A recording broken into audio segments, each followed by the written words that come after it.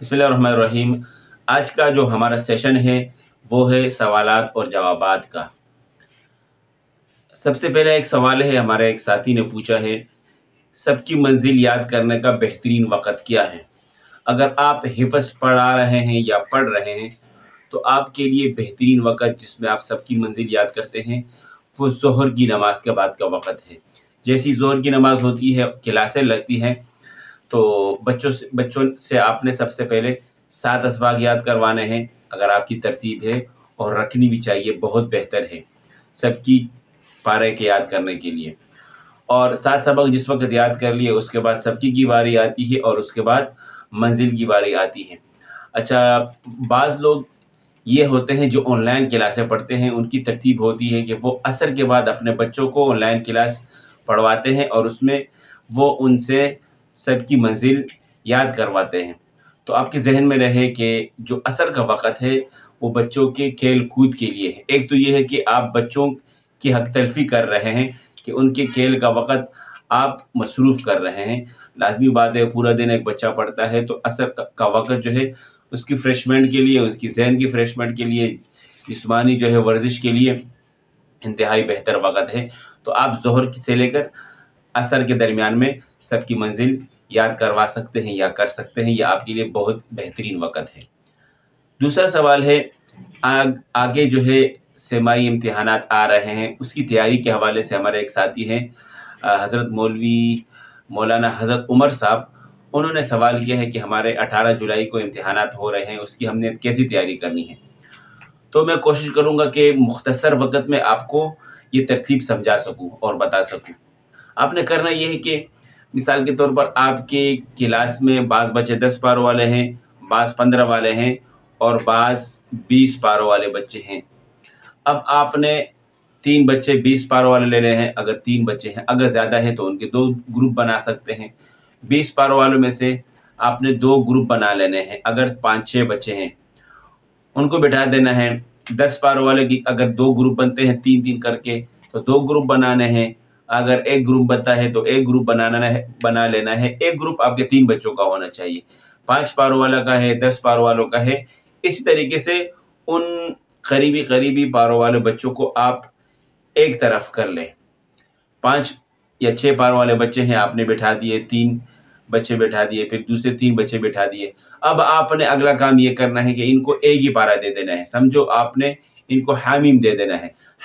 उतलुमा वाले हैं, 10 पारों वाले हैं, आपने उनको उतलुमा दे देना है और कहना है कि बेटा आज के दिन में ये पारा आपने मजबूत करके याद कर लेना है, किसी चीज़ की कोई गुंजाइश ना हो, गुन्नामत की में कोई कमी बेशी ना हो, इस तरीके से आवाज़ आपकी अच्छी हो, लहजा साफ़ हो।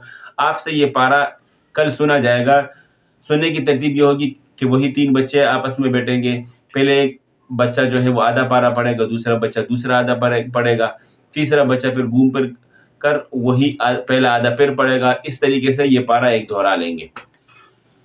इसमें फ़ायदा क्या होगा, बच्चे दूसरे बच्चों के सामने पढ़ने के आदी होंगे, उस्ताद चक्कर लगाएगा, उस्ताद के सामने पढ़ने के आदी होंगे, आवाज़ बुलंद करके पढ़ेंगे, इनके दिल से खौफ निकलेगा, एतमाद पैदा होगा।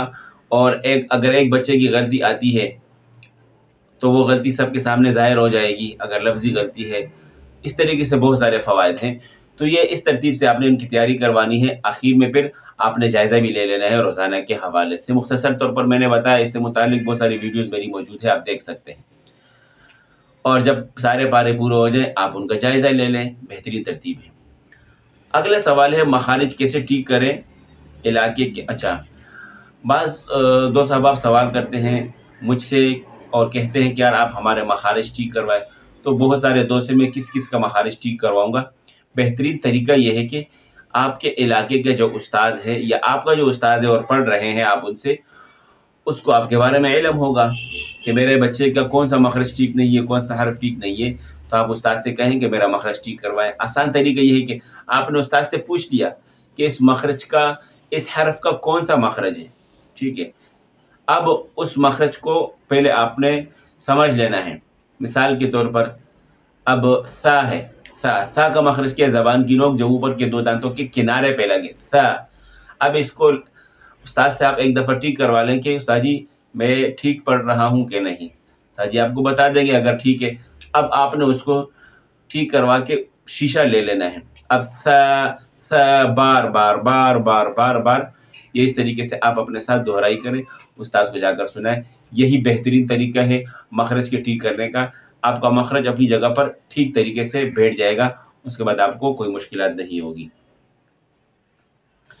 अच्छा, एक दोस्त से उन्होंने पूछा है कि बच्चा है मेरा, वो पढ़ रहा है, जहन उसका ठीक नहीं है, हाफजा उसका ठीक नहीं है, चीज़ याद करते हैं भूल जाती है या याद नहीं होता है। तो उसके लिए मैं आसान से वज़ाइफ आपको बता देता हूँ, जो इब्तिदाई बच्चे होते हैं वो कर भी सकते हैं, खुद भी कर सकते हैं। उसके लिए ये है कि एक शेखुल इस्लाम मौलाना हुसैन अहमद मदनी साहब का बताया वजीफ़ा है, फजर की नमाज के बाद और असर की नमाज के बाद सूरतुल आला शुरू कर लेनी है।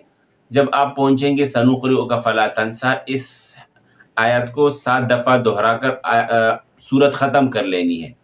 तो ये फजर के बाद भी करना है, असर के बाद भी करना है। एक ये वजीफ़ा है, आप ये बच्चों से करवा सकते हैं। दूसरा वजीफ़ा ये है सूरतुल इंशिराह। हज़रत मौलाना पीर ज़ुल्फ़िकार नक्शबंदी हफ़िज़हुल्लाह साहब का बताया हुआ अमल है, और कहते हैं कि हमने बहुत सारे इस पर तजुर्बात किए हैं और बच्चों से अच्छे खासे रिज़ल्ट सामने आए हैं।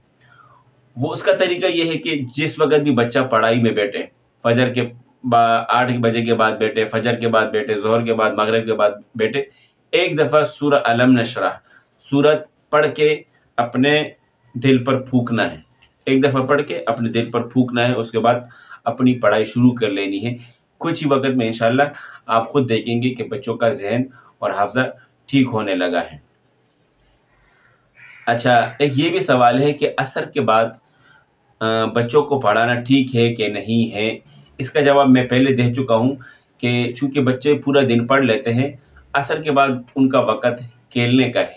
आप उन बच्चों को खेलने का मौका दें, वो जाकर खेलें, ताकि उनको जिस्मानी भी वर्जिश हो, ज़हन उनका थोड़ा फ्रेश हो जाए, उनको फ्रेशमेंट मिले, ताकि और मगरिब के बाद अच्छी तरीके से अपनी क्लास की पढ़ाई कर सकें। अच्छा, एक ये सवाल है, बहुत अच्छा सवाल है कि सबकी और मंजिल की मिकदार क्या होनी चाहिए।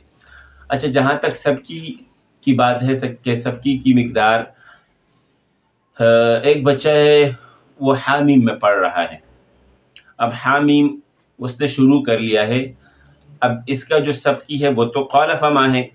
ये हामीम जब तक पढ़ेगा, जब तक आधे पारे तक नहीं पहुँचेगा, तब तक इसका क़ाल फ़मा पूरा सबकी में शुमार होगा। जिस दिन इसने हामीम लक़द रज़ियल्लाहु अनिल मुमिनीना ये सबक पढ़ लिया, यानी कि आधा पारा उसका हो गया है, अब जो क़ाल फ़मा है ये होगा, इसका पूरा पारा वही सबकी में शुमार होगा। लेकिन एक दिन पहला आधा, दूसरे दिन दूसरा आधा सुनाएगा, और साथ में हामीम वाला आधा लाजमी सुनाएगा। अब आगे चलते गया बच्चा ये, और पहुँच गया 3 पाँव तक।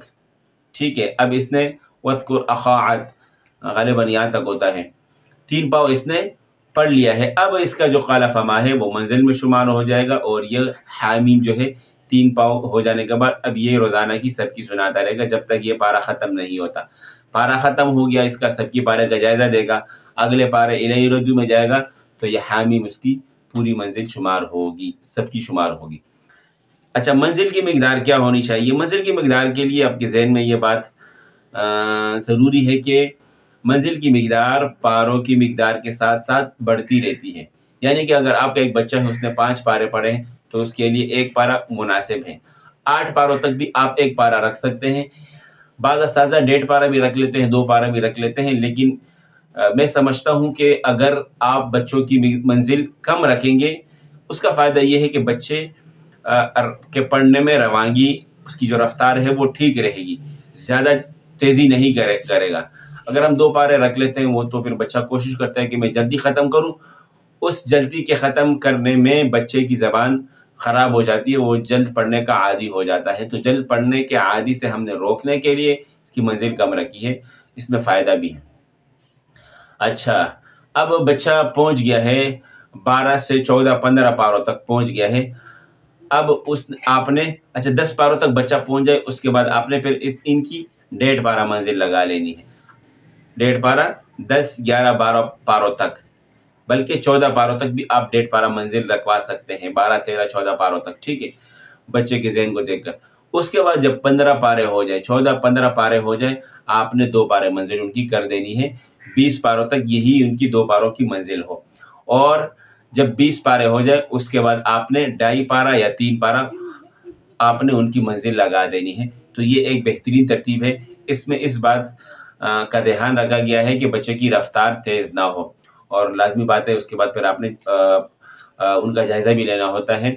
बहरहाल ये तो कुछ सवालात थे आपके सामने मैंने अर्ज़ कर दिए हैं। उम्मीद करता हूँ आपको इससे फ़ायदा होगा। इसी के साथ मैं इजाज़त चाहता हूँ। अपना ख़्याल रखिएगा। अल्लाह हाफ़िज़।